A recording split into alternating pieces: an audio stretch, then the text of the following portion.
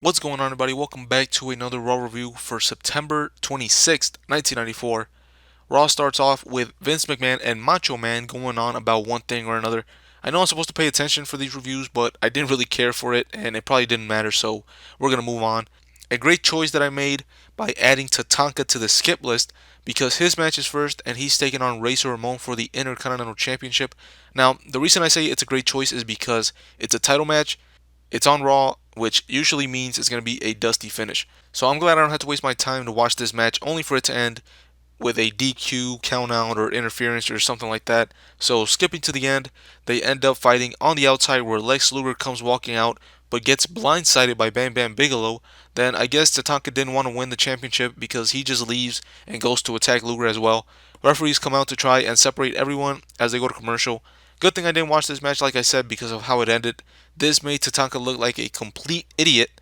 At least have them actually interfere, and that's why Tatanka ignores the match and starts fighting Luger. But no, Tatanka basically says, you know what, I don't want this championship. I'm just going to go beat the hell out of Lex Luger some more.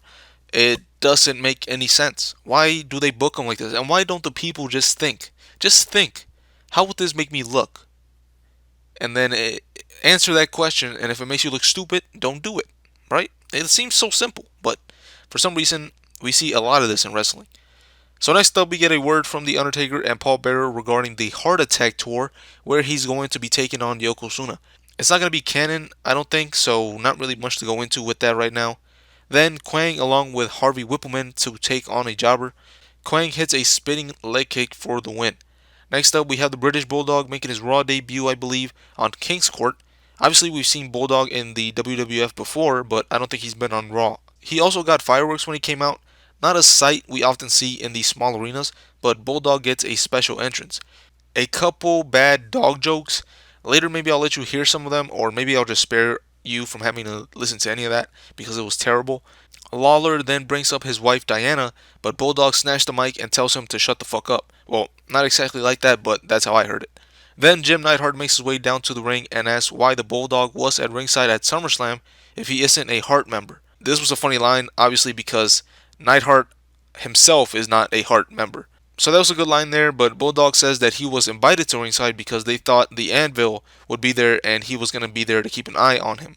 Jim Neidhart then challenges him to a match, and the Bulldog accepts it for next week. It goes off the rails here where Bulldog loses his place in his promo, and I'll let you listen to it because you can see what I mean. I'll actually play this. And if you have the network or the Peacock subscription thing, I hope you also watch the shows so you can see it and get the full picture. Because I'm not going to show the audio with the video because of the copyright stuff. I don't really know how that works. So I'm going to be playing the audio separately from the video. Some of the footage will still be on this review, but it won't be in sync, if you understand that. So take a listen to this ending of the Bulldog promo to understand what I mean when I say it went off the rails a little bit. And the Anvil! That's right! And it's not going to be the worst decision of my career. It's going to be the best decision for the British Bulldogs World Wrestling Federation career. Because I'm coming to the top right here next week on Monday Night Raw. So yeah, he kind of got lost, and that reminded me that Bulldog was never really a good promo guy. But I'm still looking forward to him being in the WWF right now. Then after that, we get the 123 Kid, aka L Kid, something I haven't said in a while, aka the Shtick Main also. He comes out for a match against a jobber. He hits a leg drop from the top rope for the win.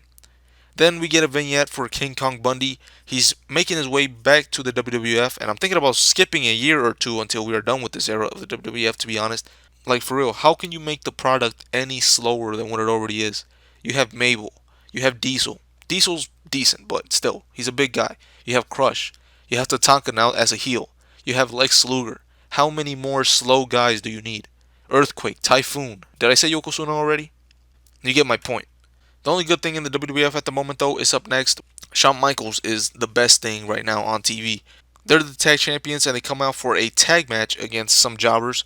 One of them is actually Chris Kanyon, the guy from WCW, if you remember who that is. Anyway, they pick up the win after a jackknife.